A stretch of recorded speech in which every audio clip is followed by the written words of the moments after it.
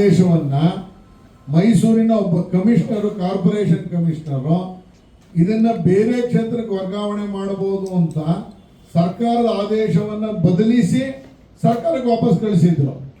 ಇದನ್ನ ನಾನು ಹೌಸಲ್ಲಿ ಎತ್ತಿದ್ದಕ್ಕೆ ಸ್ಪೀಕರ್ ಅವರು ಅದಕ್ಕೆ ಸೀರಿಯಸ್ ಆಗಿ ತಗೋಬೇಕು. ಒಂದು ಕ್ಷೇತ್ರದ ಅನುದಾನವನ್ನು ಇನ್ನೊಂದು ಕ್ಷೇತ್ರಕ್ಕೆ ಯಾಕೆ ಕೊಟ್ಟರು?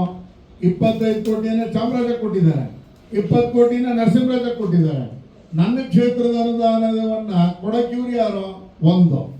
ಎರಡನೇದು, ಈ ಸರ್ಕಾರ ಕೊಟ್ಟಿದ್ದ ಅನುದಾನನೂ ಅಲ್ಲ, ಹಿಂದಿನ ಸರ್ಕಾರ ಕೊಟ್ಟಿದ್ದ ಅನುದಾನ. ಮೂರನೇದು, ಇವ್ರು ಚಾಮರಾಜಗೆ ಇನ್ನೂ 100 ಕೋಟಿ ಕೊಡ್ಲಿ, ನನಗೇನು ಬೇಜಾರಿಲ್ಲ. ನರಸಿಂಹರಾಜಗೆ ಇನ್ನೂ 100 ಕೋಟಿ ಕೊಡ್ಲಿ.